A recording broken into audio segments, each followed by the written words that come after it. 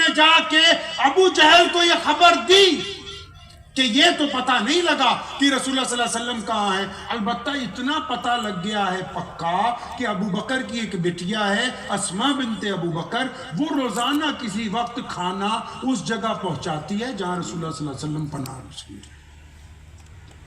اب نا حضرت ابو بکر صدیق کا گھرانہ کوئی عام گھرانہ تو نہیں تھا، مکے کے روسا میں سے تھے، شہزادوں میں سے تھے، کوئی عام گھرانہ نہیں تھا۔ آج بھی آپ جب خانہ کعبہ میں جاتے ہو جس کے اوپر چاند تارا بنا ہوا ہے، اس کے ساتھ مسجد ابو بکر جہاں فرسٹ فلور پہ لوگ نماز پڑھتے ہیں، خانہ کعبہ کے بالکل سامنے سیدنا ابو بکر صدیق رضی اللہ تعالیٰ عنہ کا گھر تھا۔ ابو جہل پہنچ گیا ان کی کوٹھی پہ، جانتا تھا بچے کو، اس دور میں تو ابھی پردے کا حکم نہیں آیا تھا، سب کو جانتا تھا۔ اب جیسے دروازہ کھٹکھٹایا، اتفاق سے سیدنا اسماء بنت ابو بکر نے دروازہ کھولا تو اس نے وہیں سے ان کو مارنا شروع کیا کہ بتا تو صحیح کہاں محمد رسول اللہ صلی اللہ علیہ وسلم، کہاں تمہارے ابا ابو بکر؟ اب جب اس نے 2-4 ضربیں ماری تو اسماء بنت ابو بکر رضی اللہ تعالیٰ عنہ اٹھ کے کھڑی ہوئی۔ سنو مسلمانوں، عشق رسول صلی اللہ علیہ وسلم کیا ہوتا ہے، عاشق کیسے ہوتے ہیں، عاشق کہتے کس کو ہیں؟ 80 سال کی بوڑھی عورت ہے سیدنا سمیہ رضی اللہ تعالیٰ عنہ، ابو جہل نے ایک پیر ایک اونٹ سے بندھوایا، ایک دوسرے سے بندھوایا، ان کے خامد کو بھی وہاں چروانے کے لیے سامنے رکھا، بیٹے عمار بن یاسر کو بھی لباس سے اتار کے درخت کے ساتھ باندھا، اور پھر پوچھتا اسماء اب بتا کہ تو محمد رسول اللہ کی وفادار ہے یا پھر تو ہماری طرف آ جاتی ہے؟ تو اسماء رضی اللہ حضرت سمیہ رضی اللہ نے فرمایا تھا ابو بکر تو ہماری بوٹیاں بھی اگر کتوں سے نچوا لے گا تو رسول اللہ کی محبت ہمارے دل سے نہیں نکال سکتا۔ سبحان اللہ۔ تو یہاں ابو جہل نے مارا حضرت اسماء بنت ابو بکر رضی اللہ عنہ کو، تو وہ اٹھ کے کھڑی ہوئی۔ سنیں اسماء بنت ابو بکر رضی اللہ تعالیٰ عنہ کیا کہتی ہیں، ان کی سنیے۔ فرماتی ہیں کہ جب ابو جہل نے مجھے کہا نا بتا کہاں ہے رسول اللہ صلی اللہ علیہ وسلم، تو میرے دل نے مجھے کہا کہ اسماء شریعت محمدی میں جھوٹ بولنا حرام ہے، شریعت محمدی میں جھوٹ بولنا حرام ہے۔ یہ پوچھ رہا ہے سامنے کھڑا ہوا کہاں محمد الرسول اللہ؟ تجھے پتا ہے اگر تو سچ بولے گی، اگر جھوٹ بولتی ہے تو نبی کی شریعت ہاتھ سے نکلتی ہے، اگر سچ بولتی ہے تو نبی علیہ السلام کو تکلیف پہنچتی ہے۔ تو سیدنا اسماء بنت ابو بکر رضی اللہ تعالیٰ عنہ کے لفظ سنیے، فرماتی ہیں ایک سردار مکہ اے ابو جہل سن، کان کھول کے سن کہ اسماء کو پتا ہے کہ رسول اللہ کہاں ہے، لیکن تو پورا زور لگا لے تجھے بتاؤں گی نہیں، میں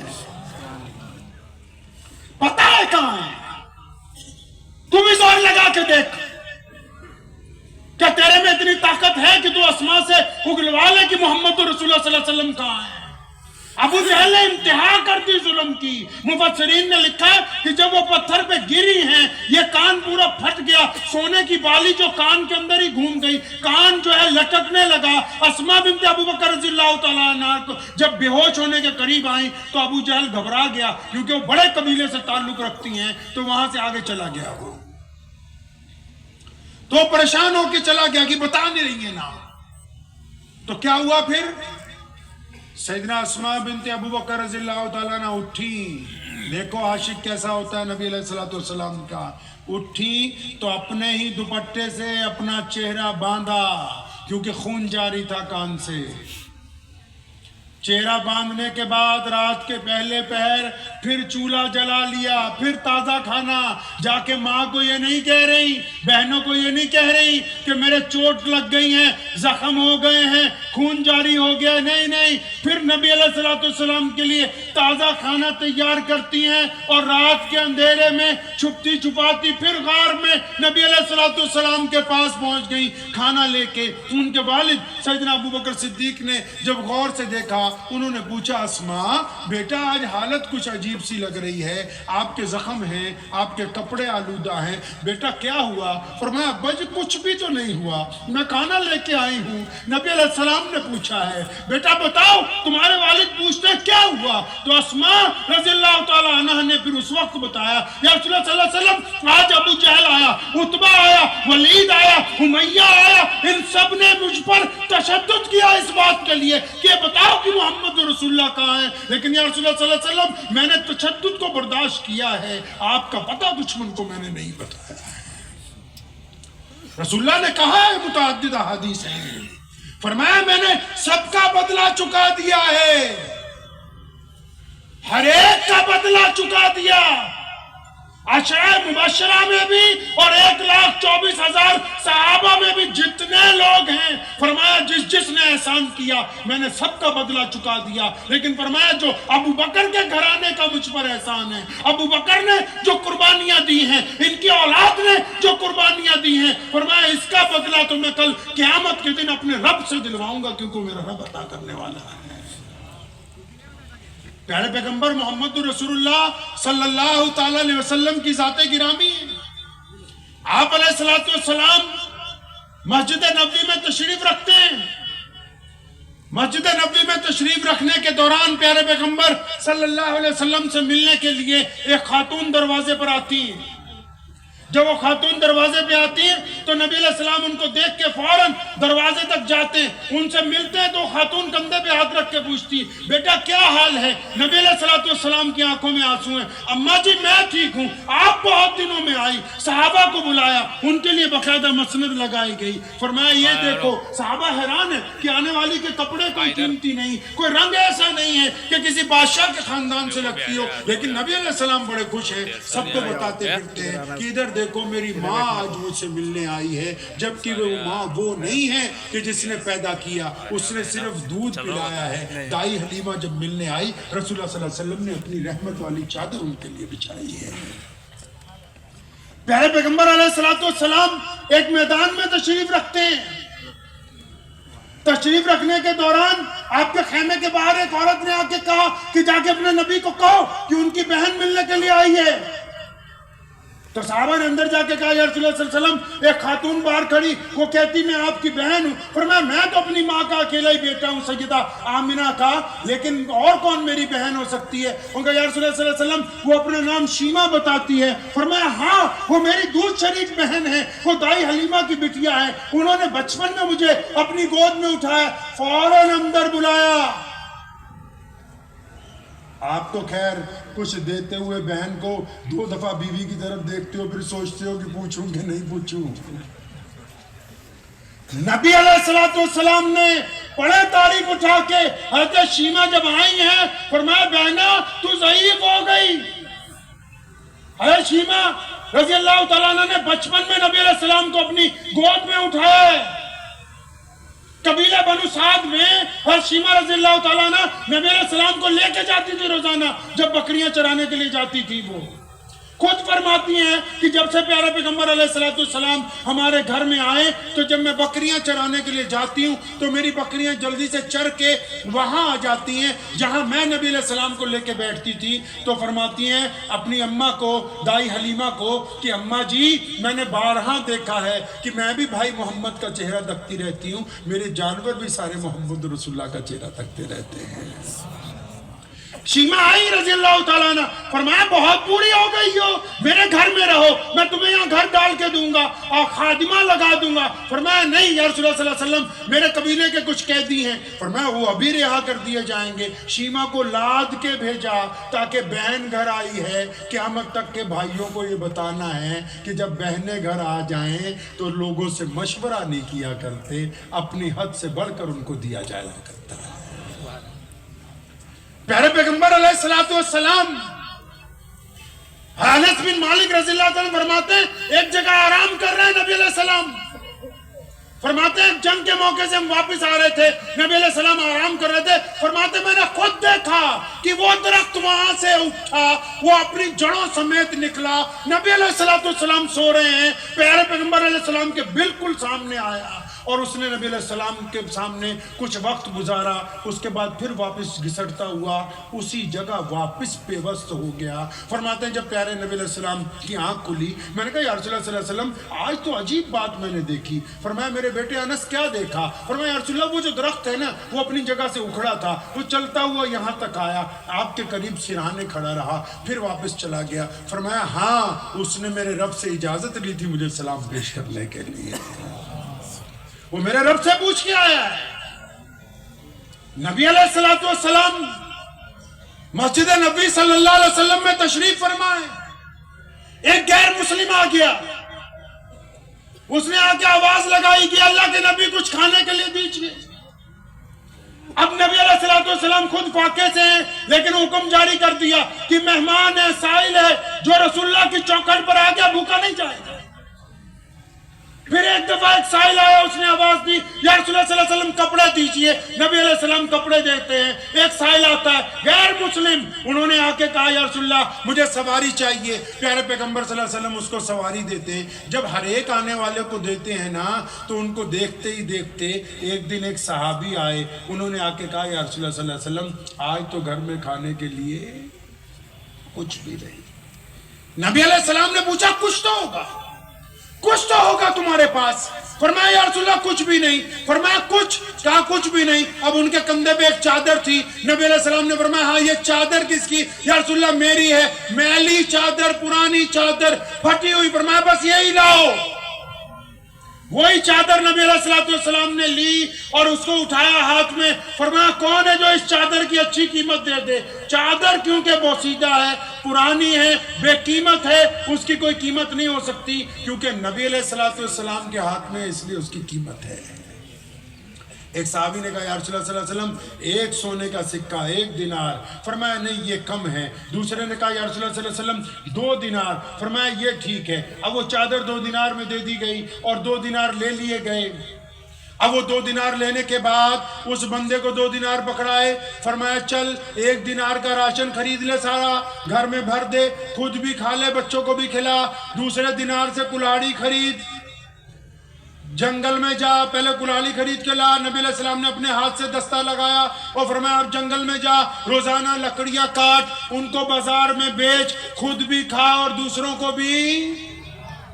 بھی کھلا۔ ایسا ہی قصہ آپ جیسا کوئی، ہم جیسا کوئی مولوی ہوگا، آپ جیسا کوئی سننے والا ہوگا، جب اس نے سنا تو بھی رزق کا وعدہ اللہ نے کر رکھا ہے۔ حضرت ہمارے یہاں مالوہ میں پنجابی جی قصہ مشہور ہے، ایک بندہ نا جمعے دی نماز پڑھن گیا، سمجھ آ رہی تھوڑی جی نہیں؟ جمعے دی نماز پڑھن گیا تے مولوی صاحب تقریر کر رہے سی، محتم صاحب تقریر کر رہے تھے کہ بھئی اللہ نے رزق کا وعدہ کر رکھا ہے، ہر حال میں ملے گا، روٹی کی فکر نہیں کرنی۔ اب اس نے مولانا صاحب کی تقریر جب سنی تو گھر پہنچ گیا، گھر پہنچ کے اپنی اماں کو کہنے لگا میں تو آج سے روٹی نہیں کھاؤں گا۔ کیا ہوا بیٹا؟ فرمایا اللہ نے وعدہ کر رکھا ہے نا روٹی کا، بس اللہ تعالیٰ کھلائے گا تو کھاؤں گا، میں نہیں کھاتا۔ اب ماں نے بڑی منت کی اس کی بھی، کھا لے کھا لے، کہتا میں نہیں کھاؤں گا۔ اب ماں سے ضد کر کے جنگل میں یعنی کھیت میں چلا گیا اپنے، وہاں جا کے لیٹ گیا۔ اب وہ مولوی صاحب کی تقریر دماغ میں آ رہی کہ اللہ نے رزق کا وعدہ کر رکھا ہے، اللہ نے کہا ہے کہ ہم کھانا کھلائیں گے۔ اب وہ کہا بس بھئی آج تو دیکھنا ہے اللہ کیسے کھانا کھلاتے ہیں۔ اب ادھر ماں بڑی فکر مند ہے، مائیں تو بڑی فکر مند ہوتی ہیں۔ اب اس نے کیا کیا، اس نے کہا بیٹے کو پتہ نہیں کیا ہو گیا، اس نے 5-10 پراٹھے بنائے، تھوڑا گوشت بنایا اور وہ پیک کر کے گٹھری بنا کے کھیت میں پہنچ گئی۔ اس کے سرانے بیٹا کھا، کہ میں نہیں کھاتا، بس اللہ کھلائے گا تو کھاؤں گا میں۔ اور وہ بڑی حیران ہے تو آ کے تنگ آ کے اسے اپنے بھی کام کرنے وہ گھر کو چلی گئی، یہ وہیں لیٹا ہوا ہے اس انتظار میں کہ اللہ کھانا کھلائیں گے۔ اتنی دیر میں وہاں 4-5 ڈاکو آ گئے۔ اب انہوں نے دیکھا ایک بندہ سو رہا ہے، کھانا پیک پڑا، خوشبو آ رہی ہے۔ اب انہوں نے اسے اٹھایا، بھئی یہ کھانا کس کا ہے؟ کہتا جی کھانا تو میرا ہی ہے۔ کہتا پھر تو کھاتا کیوں نہیں؟ کہتے میں نہیں کھاؤں گا۔ اب ایک ڈاکو نے دوسرے کو کہا کہ ضرور زہر ملا رکھا ہے، کوتوال نے اس کو بھیجا ہوگا یہاں۔ اب وہ اس کو کہتا تو کھا، کہتا میں تو نہیں کھاؤں گا۔ اب اس ڈاکو نے کہا جب یہ کھا ہی نہیں رہا تھا، اس نے 4-5 ریپٹ مارے زور سے، کھا ہمارے سامنے۔ تو اس نے جب ایک پراٹھا کھایا تو باقی ڈاکو کھا گئے۔ اب یہ اگلے جمعے کا انتظار کرنے لگا جب اگلا جمعہ آیا تو جب مولانا صاحب پھر ممبر پہ پہنچے تقریر کرنے کے لیے، ابھی انہوں نے شروع کی تو بیچ میں کھڑا ہو گیا، کہندا مولانا صاحب مسئلہ دسیا کرو تے پورا دسیا کرو، جب مسئلہ بتاؤ تو پورا آدھا نہیں. تم نے یہ نہیں کہا کہ اللہ نے کھانے کا وعدہ کیا ہے، اگر نہیں کھاؤ گے تو پٹوا کے کھلوائے گا. تو ایسا ہی ایک بندہ اب وہ جنگل میں جا رہا تھا، اس نے ایک لومڑی دیکھی، مسلمان تھا، تو اس نے کہا لومڑی کو تو پولیو ہوا اپاہج ہے، یہ یا اللہ کھانا کیسے کھاتی ہے؟ وہ درخت پہ چڑھ کے بیٹھ گیا. کچھ دیر بعد شام جب ڈھلی، ایک شیر آیا شکار لے کے، اس نے لومڑی کے پاس بیٹھ کے شکار کھایا، باقی لومڑی کو دے گیا. تو اس کو یہ یاد آ گیا کہ بس اللہ نے رزق کا وعدہ کر رکھا ہے. وہ بھی گھر پہنچ کے اپنی بیوی بچوں کو کہتا ہے آج سے میاں صاحب کام پہ نہیں جائیں گے، آج سے کام پہ نہیں جائیں گے. ہم تو جنگل میں بھی دیکھ کے آئے کہ اللہ تعالیٰ پائج لومڑی کو بھی کھلا رہا ہے، ہم تو گھر میں بیٹھ کے اللہ اللہ کریں گے. وہ شکر ہے کہ اچانک مولانا عبدالستار صاحب مفتی صاحب وہاں سے گزرے، اچانک اندور کے کچھ علماء گزرے، محلے والوں نے کہا حضرت یہ گھر پہ ہی بیٹھ گیا، بولتا ہے ایسے کام پہ نہیں جاؤں گا. حضرت وہاں پہنچے، پوچھا بیٹا کیا ہوا؟ حضرت جنگل میں گیا، لومڑی کو دیکھا، وہ اپاہج ہے، شیر اس کے لیے کھانا کھانے آیا. تو حضرت نے کہا اے بیوقوف، اللہ نے تجھے دکھایا شیر بن شیر، خود بھی کھا دوسروں کو بھی کھلا. یہ محمد رسول اللہ کی سنت ہے. نبی علیہ السلام نے بھیک مانگنے سے منع کیا ہے.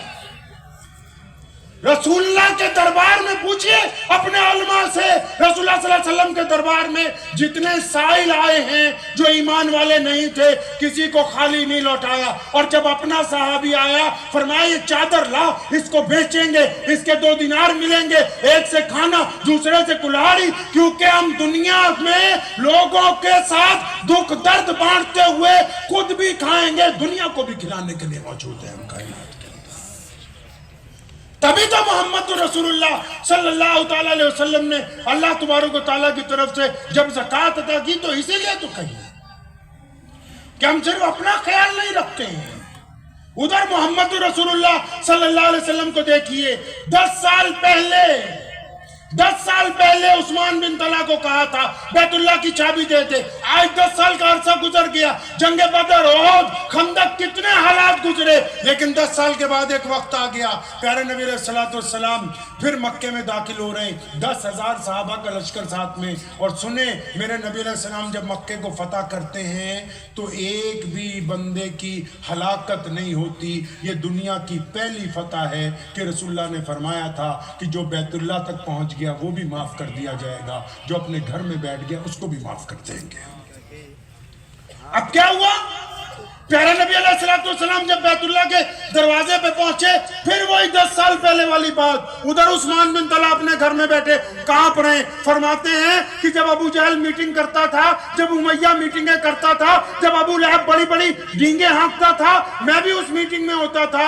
یہ سب کہا کرتے تھے کہ ہم نعوذ باللہ محمد رسول اللہ کو ختم کر دیں گے، ہم ان کے دین کو ختم کر دیں گے. لیکن کہتا تھا مجھے وہ تھپکی یاد آتی تھی کہ رسول اللہ نے کہا تھا کہ ابن طلحہ ایک دن یہ چابی ہم نے تیرے سے لے لینی ہے واپس. اب وقت آ گیا آج. اب نبی علیہ السلام جب بیت اللہ کے سامنے پہنچے، فتح مکہ ہوئی ہے، نبی علیہ السلام بیت اللہ کے سامنے پہنچے، فرمایا بلاؤ عثمان بن طلحہ کو. اب عثمان بن طلحہ کانپتے ہوئے آ رہے ہیں. رئیس الاحرار مولانا حبیب الرحمن لدھیانوی رحمت اللہ علیہ نے جب قادیان میں اپنا خطاب 1936 میں کیا تو جھوٹی نبوت جب پولیس کا سہارا لیتی تھی تو انہوں نے بات واضح طور پر اس دن یہ کہی تھی کہ سنو، نبی کی یہ شان ہوتی ہے کہ نبی کی جب حکومت نہیں ہوتی تو نبی صبر کرتا ہے، اگر نبی اقتدار میں آتے ہیں تو پھر رحم کرتے ہیں. یعنی دونوں صورتوں میں نبی امت کے لیے رحمت والے ہوتے ہیں. یہاں محمد رسول اللہ صلی اللہ علیہ وسلم اب اقتدار میں آ گئے مکے میں. وہ بلا عثمان بن طلحہ کو. اب یہ کانپتے کانپتے آ رہے ہیں کہ میں نے تو چابی دینے سے منع کر دیا تھا، میں نے تو اچھا نہیں کیا تھا اس دن. اب دیکھو 10 سال کا وقت کیسے گزر گیا. چابی تو دینی پڑے گی لیکن اپنی جان کا کیا ہوگا؟ یہاں تو رواج ہے، دنیا داروں نے رواج بنایا کہ اگر پاور میں آ جائیں گے تو اپنی مرضی کریں گے۔ اب یہ دیکھیے محمد رسول اللہ صلی اللہ علیہ وسلم نے کیا کیا۔ جب عثمان بن طلحہ سامنے پہنچے، چابی لے لی، بیت اللہ کو کھلوایا گیا، لات و عزا سے پاک کیا گیا۔ اس کے بعد نبی علیہ السلام نے بیت اللہ میں 2 نفل نماز پڑھی ہے۔ نماز کے بعد جب بیت اللہ کو تالا لگایا، عثمان بن طلحہ اپنے فیصلے کا انتظار کر رہے ہیں کہ میرے متعلق کیا فیصلہ ہوتا ہے، پھانسی دی جائے گی، گردن اتاری جائے گی یا مکے سے نکال دیا جائے گا۔ نبی علیہ السلام نے فرمایا ابن طلحہ کہاں ہیں؟ آگے آ گئے۔ جی یا رسول اللہ، فرمایا یہ چابی پکڑ لے، قیامت تک تیری نسل کے اندر باقی رہے گی۔ عثمان بن طلحہ رضی اللہ تعالیٰ فرماتے ہیں چابی نہیں، کلمہ لا الہ الا اللہ محمد رسول اللہ کی دولت آئی کہ میں نے اتنا قریب رسول دیکھا ہی نہیں ہے جو اپنے سامنے لڑنے والوں کو بھی معاف کرنے کے لیے تیار ہو۔ اس موقع پہ ایک اور عجیب واقعہ ہوا۔ مکہ المکرمہ کو جب فتح کیا نبی علیہ السلام نے، ایک عجیب واقعہ ہوا اس دن۔ کیا ہوا کہ جب بیت اللہ کے اندر نبی علیہ السلام پہنچ گئے تو جب نماز کا وقت ہوا تو سارے شہزادے وہاں موجود تھے۔ مکہ مکرمہ کے موجودہ گورنر ابو سفیان رضی اللہ تعالیٰ عنہ جو مسلمان ہوئے ابھی 2 دن پہلے، وہ بھی وہاں موجود ہیں۔ مسلمانوں کے سب سے بڑے مسلمان، آپ کو پتا بھائی سب سے بڑا مسلمان کون ہے؟ سب سے بڑے مسلمان کو جانتے ہو؟ تمام انبیاء کے بعد نبی علیہ السلام کی امت میں سب سے بڑا مسلمان کون ہے؟ سب سے بڑا مسلمان وہ ہے کہ جو نبی علیہ السلام کے بچپن کے دوست ہیں، لڑکپن کے دوست، جوانی کے دوست، غار کے دوست، بدر کے دوست، احد کے دوست، خندق کے دوست، اب روضہ رسول میں بھی موجود ہیں۔ جب 1,24,000 صحابہ دنیا میں موجود تھے، ان سب کی موجودگی میں مسجد نبوی میں اگر نبی علیہ السلام نے ان میں سے اپنے سامنے اپنی موجودگی میں کسی کو مصلی امامت پر کھڑا کیا تو وہ ابو بکر ہے رضی اللہ تعالیٰ۔ سب سے بڑے مسلمان کائنات میں بیت اللہ میں موجود، سیدنا عمر بن خطاب وہاں موجود، 1,24,000 صحابہ نبی علیہ السلام کے مرید، اکیلے عمر فاروق کی ذات محمد رسول اللہ کی مراد، 1,24,000 مرید، اکیلے عمر بن خطاب نبی علیہ السلام کی مراد، وہ بھی موجود، عثمان ذی النورین رضی اللہ تعالیٰ عنہ بھی موجود، مولا علی کرم اللہ بھی موجود وہیں پر، ابو عبیدہ بن جراح امین الامت ہیں وہی موجود، خالد سیف اللہ رضی اللہ تعالیٰ عنہ وہ بھی وہیں پہ موجود، حضرت عباس رضی اللہ تعالیٰ عنہ وہیں پہ موجود، ابو ایوب انصاری رضی اللہ تعالیٰ عنہ وہ بھی وہیں پہ موجود، حضرت سیدنا ابو ذر غفاری رضی اللہ تعالیٰ عنہ فقراء صحابہ میں سے وہ بھی وہیں پر موجود، بڑے بڑے شہزادے اولو العزم لوگ سارے کے سارے موجود ہیں۔ جب نماز کا وقت ہوا میرے پیغمبر علیہ السلام نے دائیں بائیں دیکھا اور پوچھا اوے میرا بلال کہاں ہے؟ اور بلال کہاں گیا؟ کون بلال؟ بلال غلام، بلال حبشی، بلال کالا ہے، بلال کے کپڑے پھٹے ہوئے، بلال کے موٹے موٹے ہونٹ، بلال کے پیروں میں جوتی نہیں ہوتی، بلال کو تو کبھی بیت اللہ کی چوکھٹ پر اگر پیر رکھ دیا تو ابو جہل نے اتنا مارا کہ بے ہوش ہو گئے۔ ایک دن بلال بیت اللہ کا طواف کرنے آئے، امیہ نے کھال ادھیڑ دی۔ ایک دن جب بلال آئے کفار مکہ پکڑ کے لے گئے کہ تیری ذات نیچی ہے، تیرا رنگ کالا ہے، تو کون ہوتا ہے بیت اللہ میں جانے کا؟ اب نبی علیہ السلام جب بیت اللہ میں پہنچے فرمایا میرا بلال کہاں ہے بھائی؟ بلال کہاں ہے؟ تو محمد رسول اللہ صلی اللہ علیہ وسلم کی آواز سن کے بلال سب سے پیچھے دوڑے دوڑے آئے فکر مندی کے ساتھ۔ پڑھیں آپ کبھی پیارے پیغمبر علیہ السلام کی سیرت کو، ایک صحابی نے آہستہ سے کان میں چھوٹا سا مشورہ دیا، چھوٹا سا مشورہ، یا رسول اللہ صلی اللہ علیہ وسلم اگر آپ نے سیدنا بلال رضی اللہ تعالیٰ عنہ سے آج اذان دلوا دی تو یہ جو قبیلہ قریش ہے، برادری واد تھا نا بہت زیادہ، تو ان کی جو رئی صحیح عزت ہے وہ بھی ختم ہو جائے گی۔ تو انہوں نے مشورہ دیا تو نبی علیہ السلام ناراض ہوئے، فرمایا سنو، اگر محمد رسول اللہ کے نام پہ کھال و دڑوے نہیں ہوں تو بلال، مار خانی ہو مکے میں تو بلال، تو آج جب مکہ فتح ہو گیا تو اذان بھی میرا بلال دے گا، آج اذان میرا بلال دے گا، کوئی اور نہیں دے گا۔ سیدنا بلال رضی اللہ تعالیٰ نے زندگی کے آخری ایام میں خود کہا ہے، فرماتے ہیں مجھے وہ دن آج بھی اچھی طرح یاد ہے جب پیارے پیغمبر علیہ السلام نے کہا تھا نا کہ بلال بیت اللہ کی چھت پر چڑھ جا اور اذان دے، تو فرماتے ہیں کہ جب میں بیت اللہ کی منڈیر پکڑ کے چڑھنے لگا غلاف کو ایک طرف سے، تو میں زاروں قطار رونے لگا۔ مجھے یاد آیا کہ مجھے ابو جہل مارتا تھا، عتبہ مارتا تھا، ولید مارتا تھا، امیہ نے بڑا ظلم کیا۔ مجھے سارے ظلم یاد آئے کہ تو اس گھر کی باہر کی چوکھٹ پہ نہیں آ سکتا تھا۔ یہ بلال آج تو نے کیا کر دیا ہے؟ کون سا تمغہ مل گیا، کون سا عہدہ مل گیا کہ یہ دیکھ سارے بڑے بڑے لوگ نیچے کھڑے، تو اکیلا بیت اللہ کی چھت پہ چڑھ رہا ہے۔ فرماتے میرے دل نے فوراً مجھے جواب دیا، ہیں محمد رسول اللہ صلی اللہ علیہ وسلم کے تربیت یافتہ نا، پیارے پیغمبر علیہ السلام کے غلام ہے نا۔ فرماتے میرے دل نے فوراً مجھے کہا کہ بلال یہ جو خانہ کعبہ میں پیاری صورت والے محمد رسول اللہ کھڑے، ان سے وفاداری کا نتیجہ ہے کہ آج تو بیت اللہ کی چھت کے اوپر چڑھ رہا ہے، ان سے وفاداری کا نتیجہ ہے۔ اب سنو، چھت پہ چڑھ کے کیا ہوا؟ مولویوں سے پوچھنا کبھی، بیت اللہ کی جو 4 دیواریں ہیں نا وہ قبلے کا درجہ رکھتی ہیں۔ کس کا درجہ رکھتی ہیں جی؟ ارے بولتے رہیے، قبلے کا۔ کہیے صلی اللہ علیہ وسلم، زور سے ذرا جو لوگ سو گئے ہو، صلی اللہ علیہ وسلم، صلی اللہ علیہ وسلم، صلی اللہ علیہ وسلم۔ بیت اللہ کی 4 دیواریں قبلے کا درجہ رکھتی ہیں، اور کمال کی بات یہ ہے باہر سے سامنے کی طرف قبلے کا درجہ رکھتی ہیں، اندر چلے جائیں تو باہر کی طرف قبلے کا درجہ رکھتی ہیں۔ اب نبی علیہ السلام نے بلال کو کیا کہا؟ خانہ کعبہ کی چھت پہ چڑھ جا۔ اب جب آپ حج اور عمرہ کرنے جاتے، جو چاروں طرف بلڈنگ بنی ہے جس میں لاکھوں لوگ موجود ہیں، اس کو مسجد حرام کہتے ہیں۔ بلال کو کہاں چڑھایا بھائی؟ بلال کو کہاں چڑھایا؟ ارے بولتے رہیے، کہاں چڑھایا؟ ہم روایتی جلسہ نہیں کر رہے ہیں، روایتی جلسہ نہیں کر رہے ہیں۔ اگر ہم کچھ لے کے نہ اٹھے، کچھ محمد رسول اللہ صلی اللہ علیہ وسلم کی بات دل میں نہ اتری، تو آپ کا اور میرا آنا کوئی فائدہ مند ہونے والا نہیں ہے۔ کہیے صلی اللہ علیہ وسلم۔ جب وہ پہنچے، بیت اللہ کی چھت پر چڑھے، چھت پر چڑھنے کے بعد بلال کے دل میں پہلا سوال یہ آیا کہ بلال مدینے میں جب اذان دیتا تھا مکے کی طرف منہ کر کے اذان دیتا تھا، اب تو تجھے بیت اللہ کی چھت پر چڑھا دیا، اب کعبہ کدھر ہے؟ کعبہ کہاں ہے؟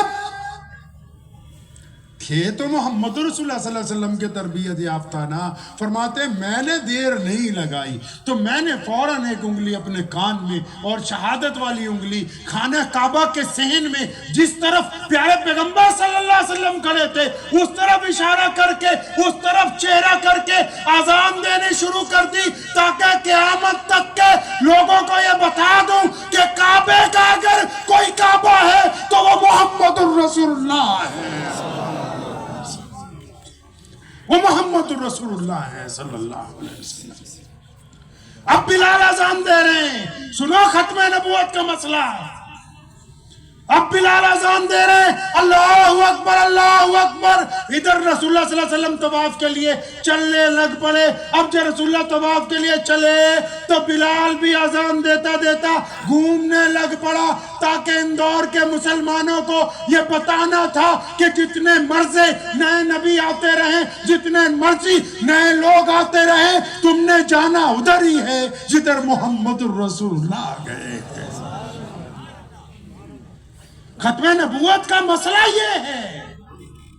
پیارے پیغمبر علیہ السلام ہمارے ہاں پنجاب میں حضرت ایک بہت بڑا افسر تھا، اس کو قادیانیوں نے جا کے کہا کہ تمہیں ہم محنت نہیں کرتے، تبلیغ نہیں کرتے، تم بس ایک رات کو استخارہ کرو، اگر تمہیں لگتا ہے کہ ہمارا نبی سچا ہے تو تم ہمارے ہاں آ جاؤ، ہمارے یہ فلاں چودھری صاحب کی بیٹی نے تم سے نکاح کرنا ہے، اس نے شرط یہ رکھی ہے کہ تم اپنا دین چھوڑو گے۔ تو انہوں نے جب استخارہ کیا تو نعوذ باللہ ان کو لگا کہ مرزا صحیح ہے، تو انہوں نے دوسرے دن اسلام کو چھوڑ کے اپنا نکاح اس خاتون کے ساتھ کر لیا۔ اب بڑے بڑے لوگ سمجھانے گئے، سمجھتے نہیں تھے۔ حضرت مولانا مفتی یوسف صاحب لدھیانوی رحمۃ اللہ علیہ جب اس گاؤں میں ایک دن جانا ہوا، لوگوں نے کہا حضرت یہ فلاں مولوی فلاں بندہ ہے، بہت بڑا افسر ہے، یہ تو اڑ گیا اپنی بات پر۔ جو مولوی جاتا ہے اس کو بس یہی کہتا ہے کہ میں نے تبلیغ سے نہیں، میں نے تو استخارے کے ساتھ مانا ہے۔ فرمایا اچھا استخارے سے مانا ہے، بلاؤ اس کو۔ جب اپنے پاس بلایا فرمایا بیٹھ جا میرے پاس، تو کہنے لگا ہاں بتا کیسے مانا؟ اس کو نبی کہنے لگا جی میں نے استخارے کے ساتھ مانا ہے۔ فرمایا یہاں بیٹھو میرے سامنے، اب سنو مسئلہ کہ جب تم نے نبی علیہ السلام کے مقابلے میں کسی اور کا گمان کر کے استخارہ کیا تو وہ استخارہ بطور مرتد کیا، بطور ایمان والا نہیں کیا ہے۔ وہ بطور بحیثیت ایمان والا نہیں کیا، وہ بحیثیت غیر ایمان والے کے کیا۔ غیر ایمان والے کا استخارہ کبھی صحیح ہوئی۔ جب انہوں نے یہ بات سنی پیروں میں بیٹھ گئے حضرت کے، زاروں قطار رونے لگے۔ فرمایا جی حضرت مجھ پر دشمن کی چال چل گئی تھی، اسی وقت توبہ کر کے دار اسلام میں داخل ہوئے۔ سنو مسلمانوں، ایمان اس کو یہ کہتے ہیں۔ دیسی زبان میں اگر کوئی آپ سے یہ کہہ دے آپ کے کہ مجھے شک ہے کہ یہ تمہارے ابا نہیں ہیں، تو آپ کیا کہیں گے اسے؟ کوئی آپ کو یہ کہہ دے کہ مجھے شک ہے کہ تم فلاں ماں کے بیٹے نہیں ہو، تو آپ کا کیا رد عمل ہوگا؟ علامہ انور شاہ کشمیری رحمۃ اللہ علیہ خاتم المحدثین ہیں، اللہ ان کی قبر پہ کروڑوں رحمتیں نازل فرمائے۔ فرمایا کسی کے دل میں اگر شبہ پیدا ہو جائے، شبہ شک پیدا ہو جائے کہ نعوذ باللہ صلی اللہ علیہ وسلم آخری نبی ہیں یا نہیں، بس ہو گیا ایمان سے۔ اور سنو آپ سنو، پوری کائنات میں ہمارے یہاں یا پوری دنیا میں، فرانس میں جاؤ، جرمن میں جاؤ، بڑے بڑے لوگ اگر سال بعد 2 سال بعد 10 سال بعد اگر پیارے نبی علیہ السلام کی شان میں بے ادبی کرتے ہیں، اس کی وجہ کیا ہے؟ کوئی مکہ مکرمہ کی بے ادبی نہیں کرتا، کوئی نماز کی نہیں کرتا، قرآن کی نہیں کرتا، کیونکہ دشمن نے پوری تحقیق کے بعد اس بات کی تسلی کر لی کہ یہ قوم اس وقت تک ڈٹی رہے گی، یہ اس وقت تک ایمان والے رہیں گے جب تک انہوں نے رسول اللہ صلی اللہ علیہ وسلم کا دامن تھام رکھا ہے۔ کیونکہ بیت اللہ کی سند محمد الرسول اللہ ہے، قرآن کی سند محمد الرسول اللہ ہے، ایمان کی سند محمد الرسول اللہ صلی اللہ علیہ وسلم ہے۔ اگر کسی کا محمد الرسول اللہ پر ایمان نہیں رہا تو پھر اس کی تمام سندیں ختم ہو گئی، اب وہ جو مرضی کرتا پھرے، اپنے رب کا قرب حاصل نہیں کر سکتا ہے وہ بندہ۔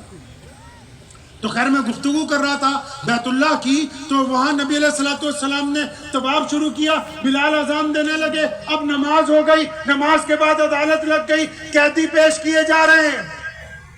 اب قیدی جب پیش کیے جانے لگے، محمد رسول اللہ صلی اللہ علیہ وسلم نے صاحب خلق عظیم ہے، وہ رحمت للعالمین ہے، جو آ رہا ہے اس کو معاف کرتے ہیں۔ اب جب یہ معافی کا سلسلہ چلتا رہا، جب سورج ڈھل گیا، جب رات ہو گئی، عشاء بھی ہو گئی، تمام کام نپٹ گئے، تو مکہ المکرمہ کے اس وقت کے جو موجودہ گورنر ہیں، انہوں نے نبی علیہ السلام سے گزارش کی ہے کہ یا رسول اللہ صلی اللہ علیہ وسلم آپ میری کوٹھی پر چلیں، وہاں پر آپ کے لیے بہترین دعوت کا انتظام ہے۔ سنو پیارے پیغمبر علیہ السلام کیا سکھا کے گئے ہمیں۔